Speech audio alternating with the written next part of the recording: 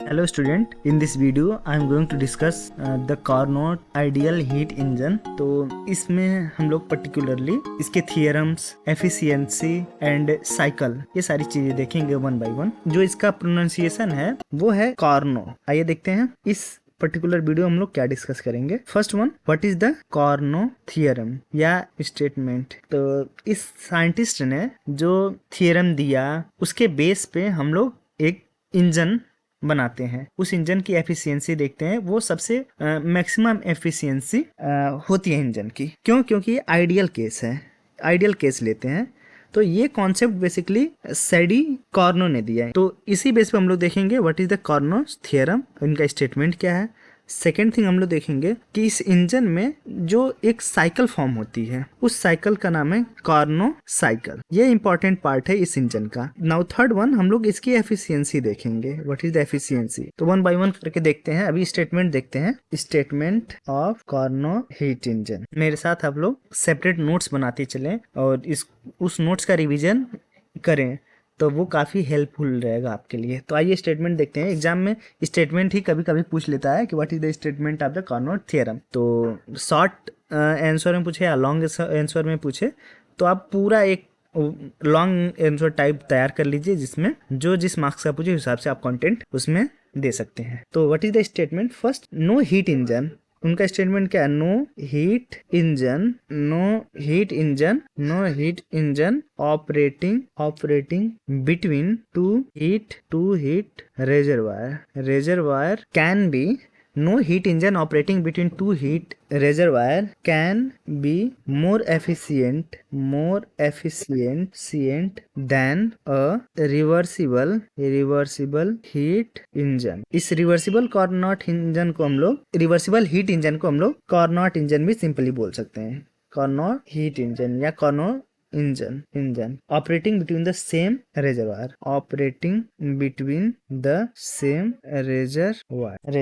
तो इस स्टेटमेंट का मीनिंग क्या है कि no heat engine operating between two heat reservoir can be more efficient than a reversible heat engine operating between the same reservoir. Suppose heat reservoir जिसका temperature T1 है और एक हीट रेजरवायर जिसका temperature T2 है, right. तो इन दोनों T1 और T2 के बीच में अगर हमारा एक कोई इंजन है, इंजन अगर ये ऑपरेट कर रहा है, देन इसकी जो एफिशिएंसी होगी, अगर ये इंजन दो टाइप के हो सकते हैं। एक हो सकता है कार्नो इंजन, और ये कार्नो इंजन क्या होगा, यहीं से देखिए रिवर्सिबल हीट इंजन। और ये अगर रिवर्सिबल है, रिवर्सिबल मीन्स रिवर्सिबल है तो उसको हम लोग कहेंगे कार्नो इंजन। और कार्नो इंजन दिया गया है तो हम लोग ऑटोमेटिकली उसको समझेंगे कि ये रिवर्सिबल है, राइट। तो और इस इंजन या तो ये हो सकता है और नॉर्मल इंजन हो सकता है, मीन्स वो रिवर्सिबल नहीं है, नॉन रिवर्सिबल हो सकता है, नॉन रिवर्सिबल। तब इस थ्योरम के अकॉर्डिंग ये है कि ये वाला जो सेकेंड है ये मोर एफिशिएंट नहीं हो सकता इससे, रिवर्सिबल इंजन से, right. Not efficient, more efficient, not more efficient. More efficient कौन होगा? ये कार्नो इंजन, रिवर्सिबल इंजन। ये ओवरऑल इस कार्नोट या जो स्टेटमेंट है इस थ्योरम का, ये मेनली यही है। अच्छा, इसको अदर वर्ड्स में हम लोग क्या बोल सकते हैं? इन अदर वर्ड, इसी स्टेटमेंट को इन अदर वर्ड्स, इसी स्टेटमेंट को थोड़ा सा ट्विस्ट करके या दूसरे शब्दों में हम लोग लिख सकते हैं कि all reversible heat engine, all reversible heat engine means Carnot engine,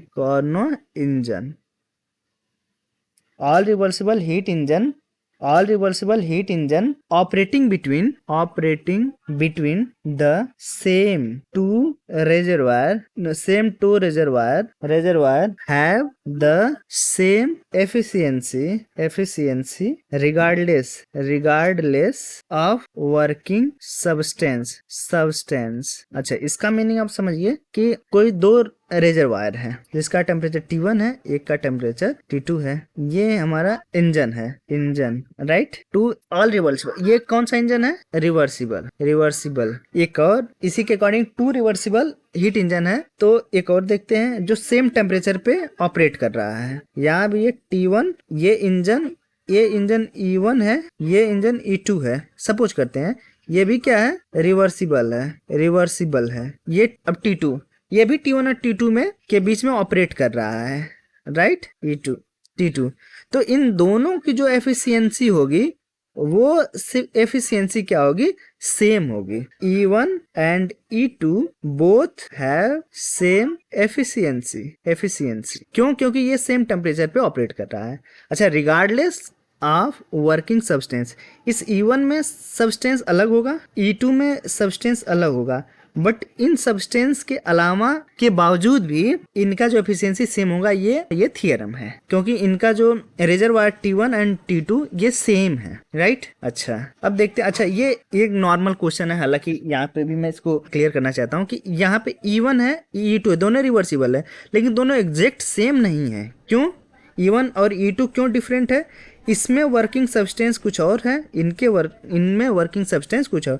जो गैस है वो गैस यहाँ पे कोई और है, यहाँ पे गैस कोई और है। तो ये राइट, यहाँ पे गैस अलग है, यहाँ पे गैस अलग है। तो E1 और E2 में डिफरेंस है, इसलिए ये इंजन भी अलग अलग हो गए हैं। तो आई होप कि ये स्टेटमेंट आपको समझ में आ गया होगा। अब नेक्स्ट हम लोग देखते हैं, ये जो हम लोग फर्स्ट है कि what is the Carnot theorem, इसको हम लोगों ने देख लिया। अब नेक्स्ट हम लोग देखते हैं what is the Carnot cycle, ये साइकिल कैसे फॉर्म होती है। नाउ कार्नोट साइकिल में आप लिखिए working substance undergo cycle reversible process containing two isothermal and two adiabatic process। तो क्या इसमें क्या जरूरत पड़ती है? बेसिकली हम लोग देखेंगे कि हमारे पास एक सिलेंडर पिस्टन सिस्टम है जिसमें गैस है, राइट। और हम लोग इस साइकिल के लिए क्या क्या चाहिए, क्या क्या रिक्वायरमेंट है वो देख रहे हैं। एक हमारे पास हीट रेजरवायर है T1, ये है हीट रेजरवायर। अच्छा, थोड़ा समझ लीजिए हीट रेजरवायर क्या होता है कि ऐसा सोर्स हीट का सोर्स वेयर ये कितना भी सप्लाई दे दे किसी भी बॉडी को, बट इसका temperature will not be change. Means ये T1 है तो T1 will be maintain after giving any amount of energy, कितना भी एनर्जी दे दे बट इसका टेम्परेचर T1 मेंटेन रहेगा। ये होता है हीट रेजरवायर। यही है सिंक में भी यही कॉन्सेप्ट है। Suppose it's second reservoir T2 और इसको हम लोग कहते हैं सिंक। T1 और T2 में T1 is greater than T2, then अगर ये ज्यादा T1 टेम्परेचर ज्यादा है देन इसको हम लोग कहते हैं सोर्स। यहाँ पे टेम्परेचर कम है, इसको कहते हैं सिंक। अच्छा, इसका काम क्या है सिंक का? कि ये एनर्जी सिस्टम से रिसीव करता है, इट रिसीव द एनर्जी। और ये जो रिसीव करने बाद इसको कितना एनी अमाउंट ऑफ एनर्जी ये रिसीव कर ले, बट इसका temperature will be T2 maintain रहेगा। T2 ये कम और या ज्यादा नहीं होगा। तो अब इस साइकिल के लिए, कार्नोट साइकिल के लिए हम लोगों के पास सिस्टम तैयार है कि फर्स्ट ये सिलेंडर पिस्टन सिस्टम। अच्छा, एक चीज और इसमें देख लीजिए कि ये जो वॉल है साइड की ये आपकी नॉन कंडक्टिंग है, ये साइड की नॉन कंडक्टिंग है, बट बॉटम क्या है? Bottom will be conducting. ठीक है। अब नेक्स्ट हम लोग देखते हैं कि बॉटम अगर कंडक्टिंग है तो यहाँ से ये सिस्टम हीट रिसीव करेगा या फिर ये रिलीज करेगा। ठीक है। हाँ, अब ये साइकिल बनता कैसे है? क्या आई होप आप लोग बेसिक अंडरस्टैंडिंग थर्मोडायनामिक्स की होगी और इंडिकेटर डायग्राम या थर्मोडायनामिकल पैरामीटर को आप लोग जानते होंगे। तो इसमें क्या होता है कि देखिए ये कोई इंडिकेटर डायग्राम है P वर्सेस T का, इट्स P वर्सेस V का, it's a V and it's a P versus V का इंडिकेटर डायग्राम है। यहाँ पर स्टेट 1 है, कोई फर्स्ट स्टेट 1 में कोई हमारा सिस्टम जो है कि स्टेट 1 में है। उस समय इसका temperature, pressure P1, volume V1 and temperature T1 है और इसका नाम सपोज हम लोग देते थे A। तब क्या होगा साइकिल प्रोसेस में या इस कार्नोट साइकिल के लिए क्या होगा कि हम लोग जो यहाँ पर देखे हैं substance undergoes cycle reversible process में जाएगा। मीन्स स्टेट 1 से ये फिर स्टेट 1 पे आएगा, but will contain 2 isothermal and 2 adiabatic। देखिए ये स्टेट 1 में है और ये फिर से यहीं पे आएगा, बट इसमें क्या होना चाहिए? 2 आइसोथर्मल और 2 एडियाबेटिक। तो कैसे होता है ये? ऐसे आप देखिए, ये पॉइंट ए है, इसको मैं लिख लिखूं अगर इसको, आई विल राइट ए, पास में लिखता हूँ, यहाँ पे है, यहाँ पर है बी, ये है सी, ये है डी। तो ये स्टेट 1 में है, स्टेट 1 से ये गया स्टेट 2B में, ऐसे एक्सपेंशन हुआ। देखिए वॉल्यूम ए से बी पे जब जा रहा है तो वॉल्यूम चेंज हो रहा है और प्रेशर चेंज हो रहा है। तो सपोज इसको हम लोग करेंगे P2, V2 और T1 है। T1 क्यों है? क्योंकि ए से बी जब जा रहा है, ये प्रोसेस हो रहा है A to B, उस टाइम ये आइसोथर्मल है, आइसोथर्मल, बट वॉल्यूम देखिए इंक्रीज कर रहा है। V1 is greater then V2, तो इसलिए हम लोग इसको कहेंगे आइसोथर्मल एक्सपेंशन, इसको कहेंगे आइसोथर्मल एक्सपेंशन। अब सेकेंड प्रोसेस मैं यहाँ पे लिखता हूँ, ये फर्स्ट था, सेकेंड यहाँ पे मैं लिखता हूँ। ये प्रोसेस ऐसे फाइनली ए से स्टार्ट हुआ, फिर ए तक जाना है, तभी ये साइकिल फॉर्म करेगा और उसी प्रोसेस पे उसी पॉइंट पे जाएगा, तो इसको हम लोग साइक्लिक प्रोसेस कहेंगे। जहाँ से स्टार्ट हुआ वहीं पर ये फाइनल स्टेट जाएगा और इसको फिर एक लूप फॉलो कर रहा है, तो इसको हम लोग साइक्लिक प्रोसेस कहेंगे। नाउ अब देखिए, जब ये बी से सी की तरफ जा रहा है, बी टू सी, देन यहाँ पर भी आप देखेंगे इसका वॉल्यूम, अच्छा सी पे गया तो इसके थर्मोडायनेमिकल पैरामीटर को हम लोग क्या लिख सकते हैं, P3, V3 एंड T2, ठीक है क्यों? और ये जो प्रोसेस है यहाँ पे आप देखेंगे कि V2 is greater then sorry correct here, यहाँ पे आप करेक्ट करिए जस्ट, कि V2 is greater then V1। जो इनिशियल स्टेट के बाद जो फाइनल स्टेट B है, यहाँ पे V2 बढ़ गया, then it will be expansion. यहाँ पर V3 is greater then V2, ये भी क्या है, एक्सपेंशन है। बट यहाँ पर जो एक्सपेंशन है, यहाँ पे T1 आप देखेंगे, T भी टेम्परेचर भी वेरी कर रहा है, मीन्स तीनों क्वांटिटी वेरी कर रहे हैं। तो जब तीनों क्वांटिटी वेरी करते हैं और हीट का एक्सचेंज नहीं होता है, तो उस प्रोसेस को हम लोग कहते हैं एडियाबेटिक, इसको कहते हैं एडियाबेटिक। और ये V3 is greater then V2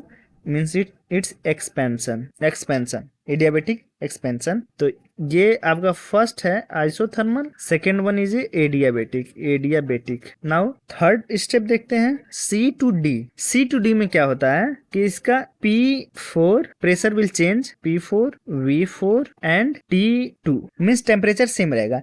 temperature same किस प्रोसेस में रहता है, आइसोथर्मल में रहता है। तो जब C2D temperature will be same but here temperature is same, तो इसको हम लोग कहेंगे ये प्रोसेस क्या है, एडियाबेट आइसोथर्मल। टेम्परेचर सेम है तो isothermal, but here V4 is less than V3। यहाँ पर देखिए जो वॉल्यूम है V4 वो कम है किससे, V3 से, मीन्स ये क्या है, आइसोथर्मल कॉम्प्रेशन। आइसोथर्मल तो है बट ये यहाँ पे कॉम्प्रेशन है।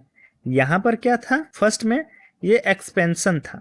नाउ फोर्थ स्टेप में क्या होगा, जहां से स्टार्ट हुआ था हमारा स्टेट, सिस्टम का स्टेट, फिर से वहीं पे चला जाएगा। जैसे यहाँ देखिए डी से ये कहाँ जाएगा, फिर ए पे, एरो शो करना जरूरी है। ये यहाँ पे क्या जाएगा, डी से ए की तरफ, जहां पर P4 P1 हो जाएगा, V4 V1 हो जाएगा एंड T2 से ये क्या होगा, T1 हो जाएगा। जब ये तीनों पैरामीटर चेंज हो रहे हैं और यहाँ पर हीट, इस सिस्टम में हीट जो है कि चेंज या एक्सचेंज नहीं होती है ना, तो उसको हम लोग एडियाबेटिक प्रोसेस कहते हैं। Means change in heat DQ equal to 0 होती है, एडियाबेटिक में डेल्टा Q इक्वल टू 0 होती है, सिस्टम में कोई चेंज नहीं होता है, राइट। तो फोर्थ स्टेप क्या है, D to A। जब D to A जा रहा है तो यहाँ पे हम लोग देखेंगे कि टेम्परेचर चेंज हो रहा है, but change in heat delta Q equal to 0 है, सिस्टम में एनर्जी का कोई एक्सचेंज नहीं होता है, देन इसको हम लोग कहते हैं एडियाबेटिक। बट इसको एक्सपेंशन कहेंगे, कंप्रेशन कहेंगे, वो कैसे डिसाइड होगा, इसके वॉल्यूम से। वॉल्यूम V4 या यहाँ पे जो फाइनल है A1 के पास फाइनल पे जा रहा है ना, तो इसको हम लोग कंपेयर करेंगे V1 is less then V4, means V4 से, या हाँ V1 जो है कि कम है। जब कम है तो इसको हम लोग क्या कहेंगे, जो फाइनल इसका वॉल्यूम है वो कम होता जा रहा है ना। जैसे V4 जो भी था ये कम होकर के V1 हो गया, राइट। तो इसको हम लोग कहेंगे एडियाबेटिक कॉम्प्रेशन। तो चारों स्टेप हमने देख लिया है, यही है हमारा कार्नो साइकिल। तो ये है आइसोथर्मल, यहाँ पे देखिए ये भी आइसोथर्मल, बट ये कॉम्प्रेस्ड हो रहा है, कॉम्प्रेशन। ये क्या आइसोथर्मल को आइसो लिख रहे हैं, बट ये है एक्सपेंशन, बस इतना लिख दे रहे हैं, एक्सपेंशन है। एडियाबेटिक क्या है, ये भी एक्सपेंशन। यहाँ ये क्या है, ये एडियाबेटिक बट ये कॉम्प्रेशन। तो ओवरऑल ये जो यहाँ पे वर्ड्स में लिखा हुआ है, Carnot cycle working substance undergoes the cycle reversible process containing 2 isothermal and 2 adiabatic. तो ये इसकी बात कर रहा है, 2 आइसोथर्मल 2 एडियाबेटिक। देखिए ये 2 आइसोथर्मल, ये 2 एडियाबेटिक। नाउ अब हम लोग देखते हैं फर्स्ट स्टेज 1, यहाँ से ये देखते हैं स्टेज फर्स्ट में जो हमारा रिक्वायरमेंट था, first one cylinder piston system, source T1, sink T2, और एक चीज है वो इंसुलेटिंग पैड। इन चारों की जरूरत इस साइकिल को कंप्लीट करने में पड़ेगी। इसको मैं नंबरिंग कर दे रहा हूँ। First thing cylinder piston system first one, second one source जिसका टेम्परेचर T1 है, थर्ड कंपोनेंट सिंक जिसका टेम्परेचर T2 है, एंड फोर्थ वन ये है इंसुलेटिंग पैड, इसकी भी जरूरत पड़ेगी। आइए देखते हैं कैसे। स्टार्टिंग में यहाँ पे मैं ठीक है, स्टार्टिंग में जो हमारा सिलेंडर पिस्टन सिस्टम है, इसमें सपोज गैस है, इसको हम लोग सोर्स पे रखते हैं, रखेंगे, इसका टेम्परेचर T1 है। ये देखिए ये जो बॉटम पार्ट है ये आपका कंडक्टिंग, यहाँ से टेम्परेचर ये जो T1 है सोर्स, ये इसको हीट देगा, सपोज करते हैं Q1, और ये तब तक इसको हीट देगा जब तक कि इस गैस का टेम्परेचर T1 ना हो जाए, राइट। और हम लोग basic first law of thermodynamics से जानते हैं कि कहाँ पे यूज होता है ये, जो हीट किसी सिस्टम को मिलती है, this is the dQ equal to du plus dw work done में, ये वर्क डन में यूज होगा।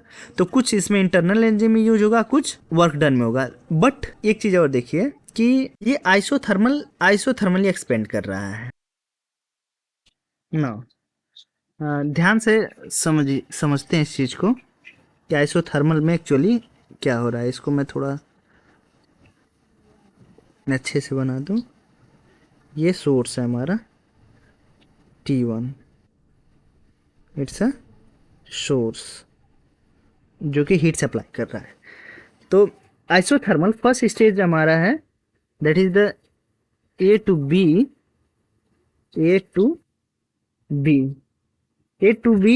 It's isothermal expansion. तो फर्स्ट लॉ ऑफ थर्मोडायनेमिक्स हम लोग जानते हैं dQ equal to du plus dw, but ये आइसोथर्मल है, तो आइसोथर्मल में डेल्टा U इक्वल टू होता है 0। क्यों? क्योंकि इसका इनिशियल A का भी टेम्परेचर T1 है और B का भी टेम्परेचर T1 है, इसलिए दोनों की एनर्जी हो जाएगी, इंटरनल एनर्जी सेम होगी। दोनों की इंटरनल एनर्जी मान लेते हैं UA की भी U और UB की भी U, then UA minus UB equal to DU equal to 0, means change internal energy will be 0। तब क्या होगा, DQ इक्वल टू DW, कि जो भी एनर्जी इस सिस्टम को मिलेगी वो टोटल की टोटल चेंज हो जाएगी वर्क डन में। इससे ये पता चलता है, ठीक है। तो एक्चुअली ये इसको जो एनर्जी है वो वर्क डन में खर्च होगी। कैसे? ये जो पिस्टन है वो मूव करेगा अपवर्ड साइड में, मीन्स ये एक्सपेंशन होगा, यहाँ पे एक्सपेंशन होगा, ठीक है।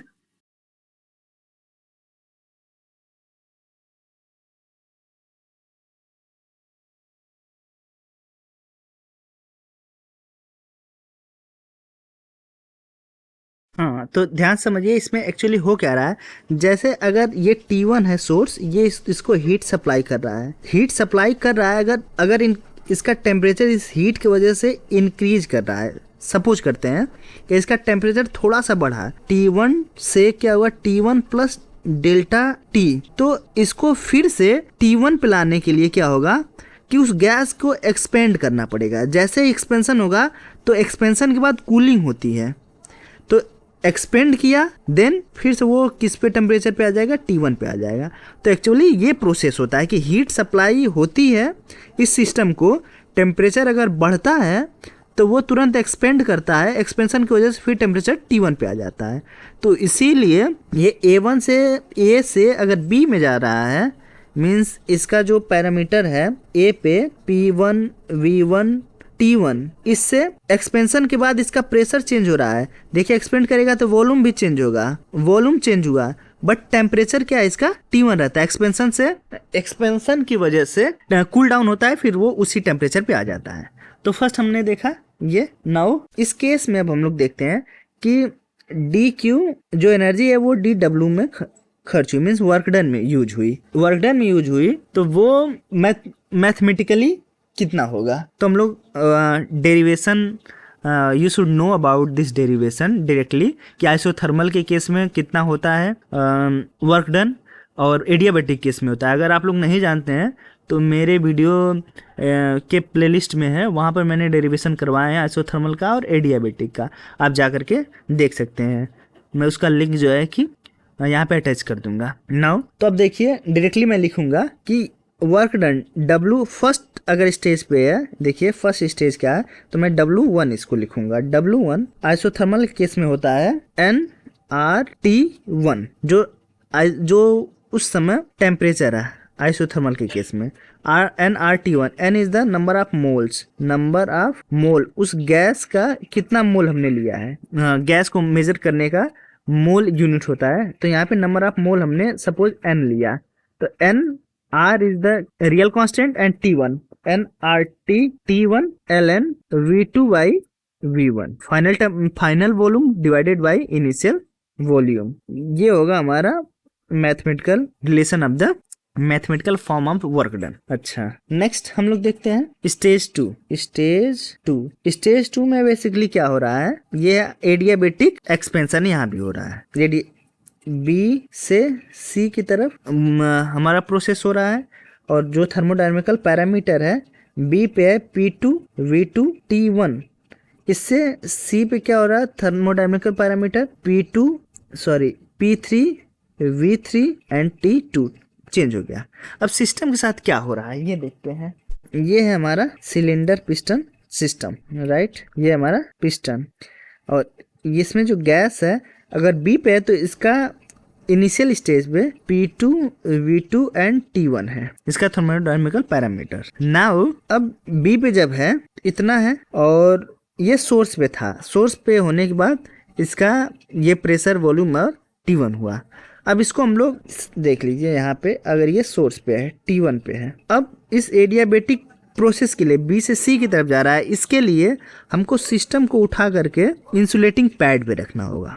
यही सिस्टम है। अब इसको हटा करके हम लोग क्या करेंगे, इंसुलेटिंग पैड पे रख देंगे। देखिए इंसुलेटिंग पैड, जो हम लोग 4 कंपोनेंट लिए थे, अगर आपको याद हो तो ये जो 4 कंपोनेंट लिए थे, ये तो इन दोनों का फर्स्ट में यूज हुआ। सेकेंड में क्या कि इसी सिस्टम को उठा करके इस इंसुलेटिंग पैड पे रखेंगे। जब इसका प्रेशर P2 है, वॉल्यूम V2 है, टेम्परेचर T1 है, इंसुलेटिंग पैड पे रखेंगे। इसको लिखता है इंसुलेटिंग पैड। अब क्या होगा कि यहाँ से तो ये कोई हीट रिसीव नहीं करेगा, means delta Q equal to 0, क्योंकि चारों तरफ अब ये नॉन कंडक्टिंग बाउंड्रीज है। ये भी नॉन कंडक्टिंग है, ये भी नॉन कंडक्टिंग है, ये भी नॉन कंडक्टिंग है, ऊपर पिस्टन भी नॉन कंडक्टिंग ये भी है।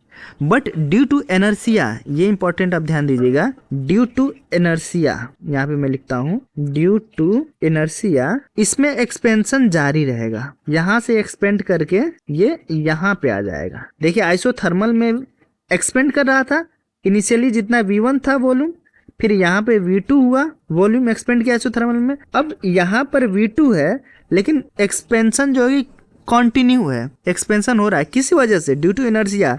एक्सपेंड कर रहा है तो एक्सपेंड ही कर रहा है। इस एक्सपेंशन के वजह से due to inertia it will expand. इस एक्सपेंशन के वजह से इस गैस की, ये जो गैस है चैम्बर में, इसका temperature will decrease, temperature will decrease, temperature decrease करेगा, राइट। और ये टेम्परेचर कहाँ तक जाएगा, ये टेम्परेचर जाएगा आपका T2 तक, राइट। तो फाइनली इस C पर अब इसका क्या होगा, जब एक्सपेंशन होगा तो प्रेशर चेंज होगा ही होगा, वॉल्यूम भी चेंज हो रहा है एंड टेम्परेचर भी चेंज होगा, राइट। और इस प्रोसेस को अब यहाँ पे देखिए हीट एक्सचेंज नहीं हो रहा है, डेल्टा Q इक्वल टू 0, इसलिए इसको हम लोग कहेंगे एडियाबेटिक एक्सपेंशन। यहाँ पे लिखता हूं मैं एडियाबेटिक एक्सपेंशन, एक्सपेंशन हो गया। नाउ अब कैलकुलेट करते हैं कि what is the work done in this process. तो हम लोग जानते हैं कि W सेकेंड स्टेज है 2 इक्वल टू एडियाबेटिक के केस में जो फॉर्मूला होता है वो होता है NR T1 minus T2 divided by gamma minus 1 and here gamma equal to CP by CV। अच्छा, यहाँ ब्रैकेट में T1 minus T2, T1 is the initial temperature and T2 is the final temperature रहता है, ठीक है। Work done हम लोगों ने देख लिया। Now in third case stage 3 this is the from C to D जा रहा है। यहाँ से देखिए आप system C to D, but it's isothermal compression क्यों, क्योंकि वॉल्यूम डिक्रीज है, V4 जो है कि कम है V3 से, इनिशियल जो वॉल्यूम है उससे फाइनल वॉल्यूम कम है, इसलिए हम लोग इसको कॉम्प्रेशन कहेंगे। टेम्परेचर दोनों का देखिए सेम है T2 एंड T2, इसलिए इसको आइसोथर्मल। तो यहाँ पे डायरेक्टली हम लोग लिखेंगे C to D is isothermal compression and here thermodynamical parameter of C V3 T2 से D पे जा रहा है, तो इसका क्या है थर्मोडायनेमिकल पैरामीटर ये V4 एंड T2, टेम्परेचर इसका T2 ही है।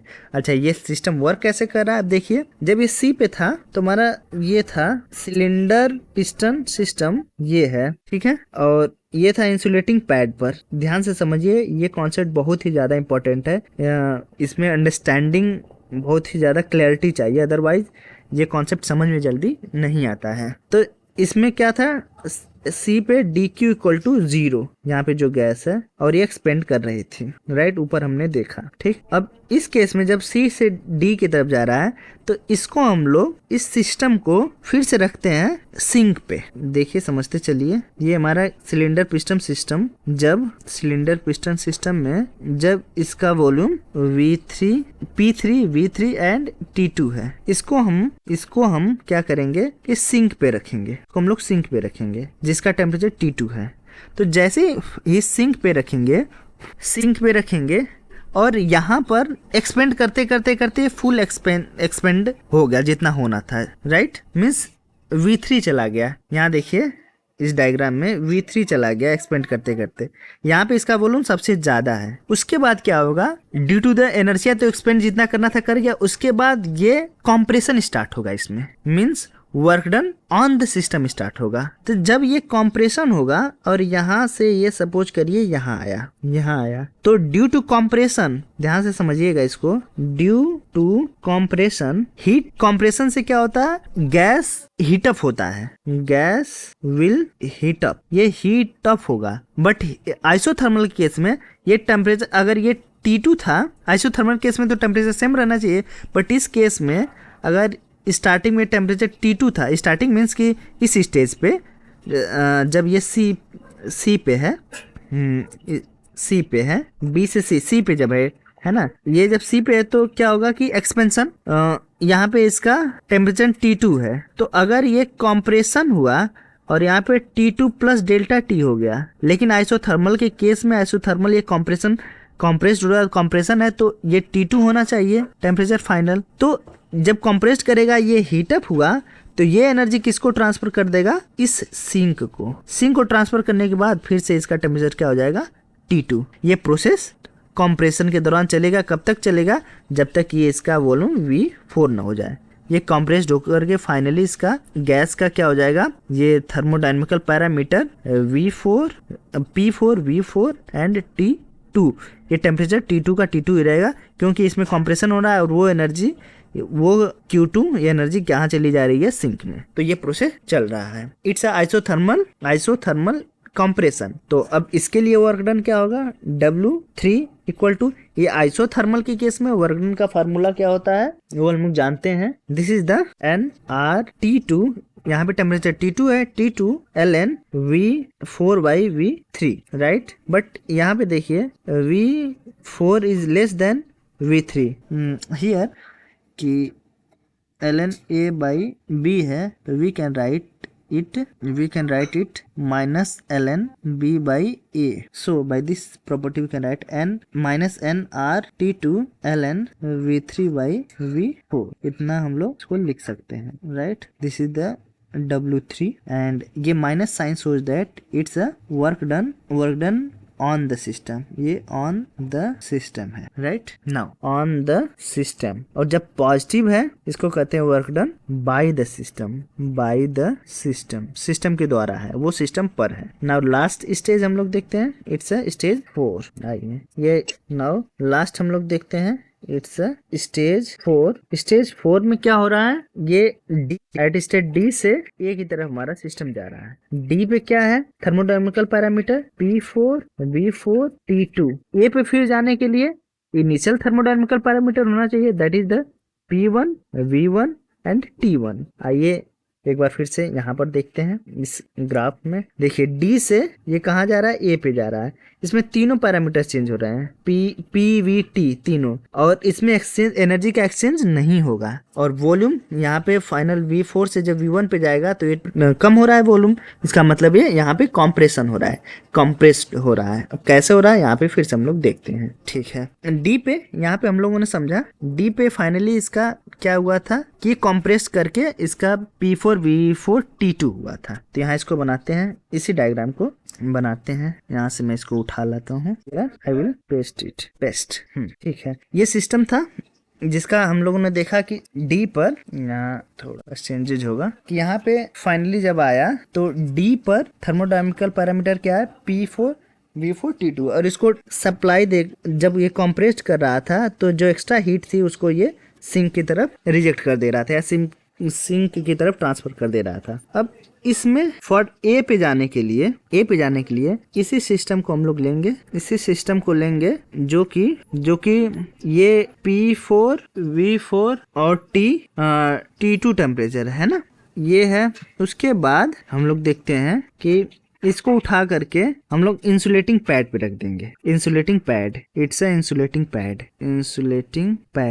इंसुलेटिंग पैड क्या करेगा कि इस सिस्टम में कोई भी हीट का ट्रांसफर नहीं होगा, means delta Q equal to 0, right. अब ये कॉम्प्रेस्ड हो रहा था, आप देखिए यहाँ पर ये कंटिन्यूअसली कॉम्प्रेस्ड हो रहा था, कहाँ तक गया था, P4 V4 T2। तो यहाँ पर भी ड्यू टू इनर्शिया ये कॉम्प्रेशन जारी रहेगा। अब ये भी इंपॉर्टेंट, ध्यान से समझिएगा, यहाँ पर भी ड्यू टू इनर्शिया, जैसे ऊपर हम लोग समझे थे कि due to inertia compression will occur, जिसकी वजह से कंप्रेशन की वजह से टेम्परेचर विल इंक्रीज। हमेशा जब कंप्रेशन होगा तो टेम्परेचर इंक्रीज करेगा, कब, जब ये चारों तरफ से सील्ड है, कहीं भी एनर्जी नहीं निकल सकती, नॉन कंडक्टिंग है उस केस में, ठीक है ना। ये पूरा ये नॉन कंडक्टिंग है, थोड़ा सा ये रफ डायग्राम बन रहा है, बट आई होप कि यू विल अंडरस्टैंड।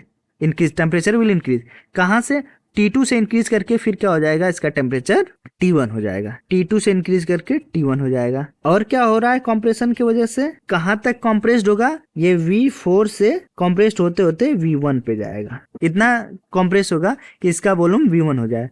हम लोग जानते हैं कि V1 कम है, इस डायग्राम में देखते हैं कि V2 छोटा है, ये इसमें यहाँ पर देखिए V1 ये कम है ना, V1 कम है किससे, V4 से, इस एक्सिस पे कम है। तो कहाँ तक ये कॉम्प्रेस्ड करेगा, तब तक जब तक कि ये V1 ना हो जाए। तो फाइनली इस कॉम्प्रेस्ड करके इसका जो थर्मोडायनेमिकल पैरामीटर होगा वो होगा P1 V1 and T1। Now we can say that कि our system reached at stage 1, और ये प्रोसेस था एडियाबेटिक कॉम्प्रेशन। तो फाइनल टेम्परेचर क्या है, T1 एंड इनिशियल टेम्परेचर था T2। नाउ अब इसमें वर्क डन क्या होगा, आई होप कि आप लोग वर्क डन का फार्मूला जानते होंगे, W4 equal to NR final minus initial, means T1 ऊपर देखिए ये जो था T1 माइनस T2 था, मीन्स इनिशियल माइनस फाइनल, यहाँ पर भी होगा initial minus final, initial T2 minus T1, ये फाइनल था temperature, divided by gamma minus 1, ये फार्मूला होता है, ये इनिशियल माइनस फाइनल टेम्परेचर।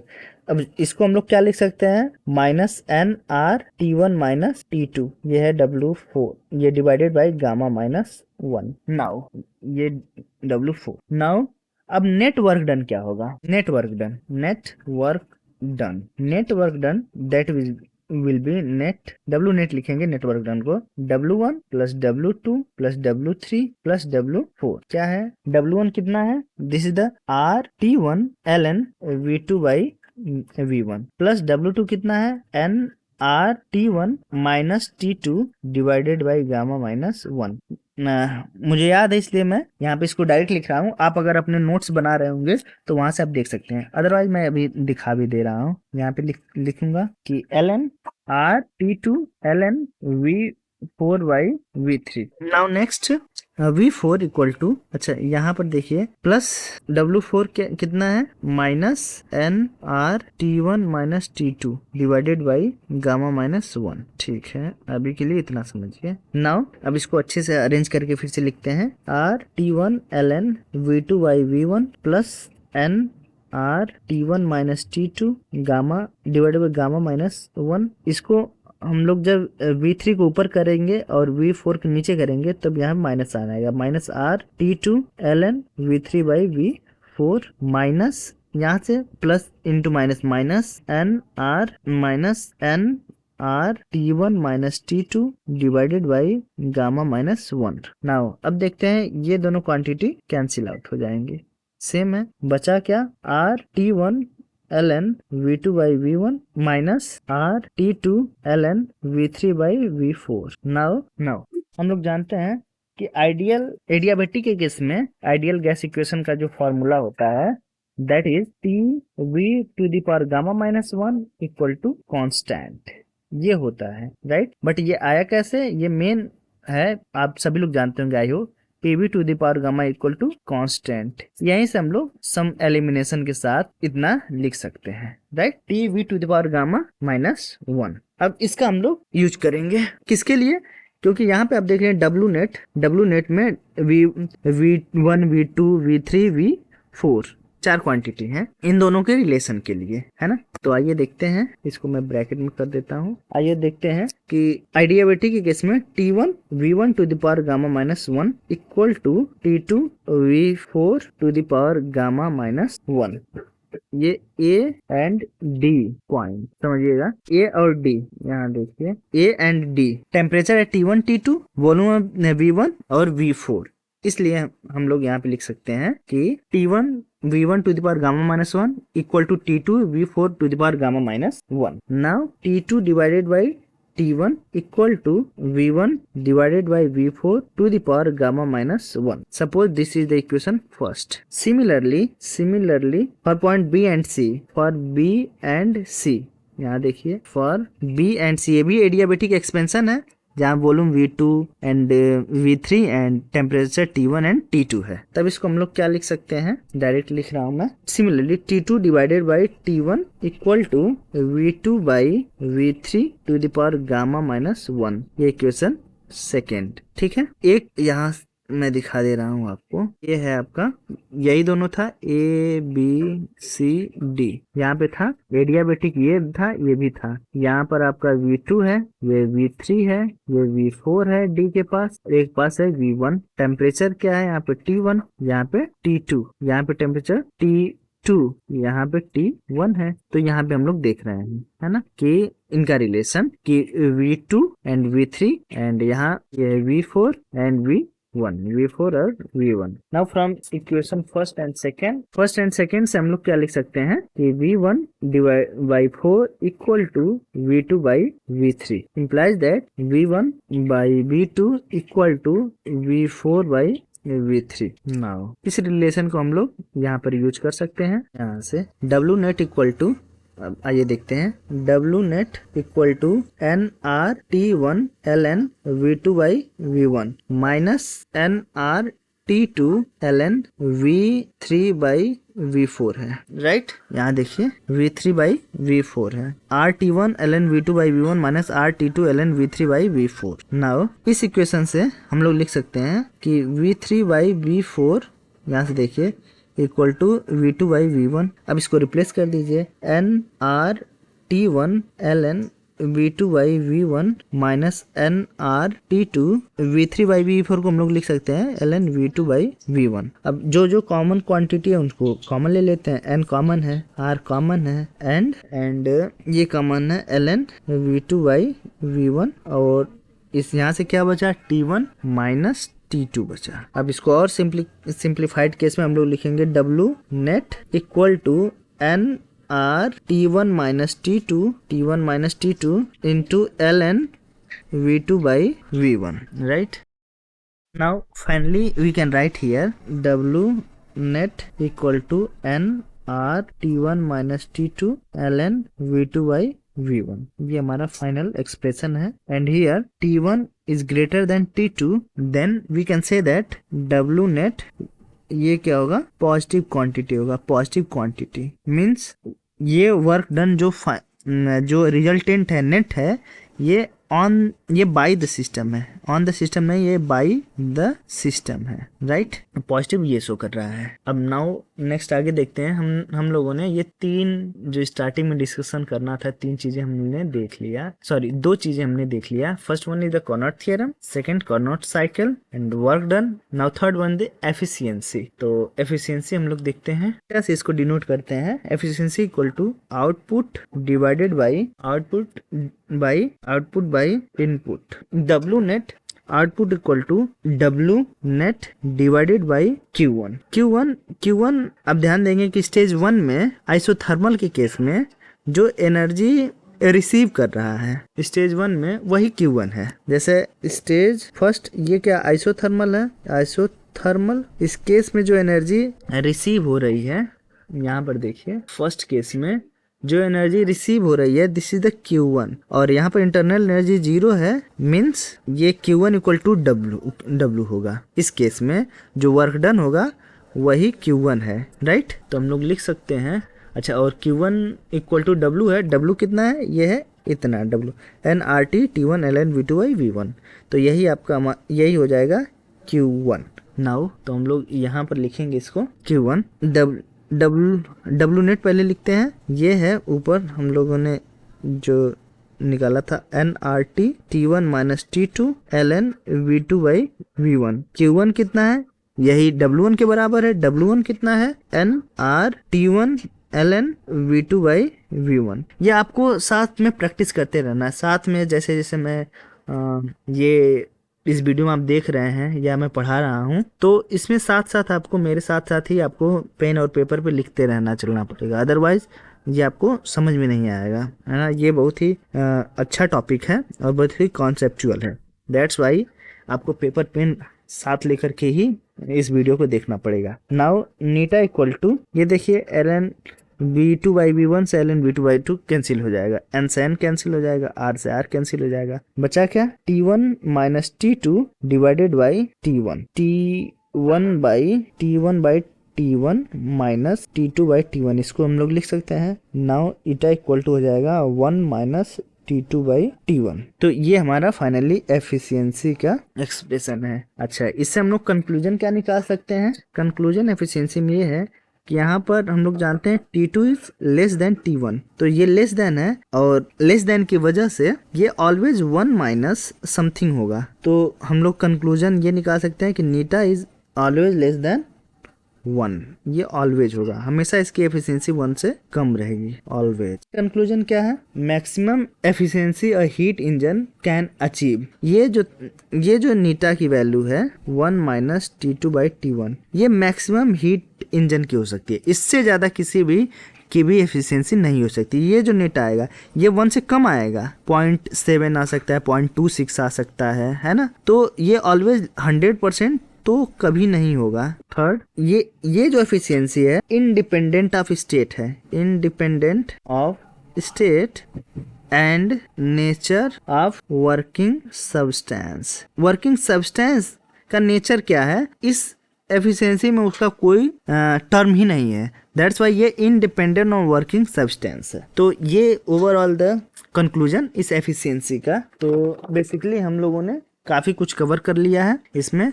जो कि एफिशिएंसी है, उसके बाद वर्क डन है, नेट वर्क डन है, एंड ये डिफरेंट डिफरेंट प्रोसेस में हम लोगों ने कैलकुलेट किया। आई होप कि आपको अच्छे समझ में आया होगा।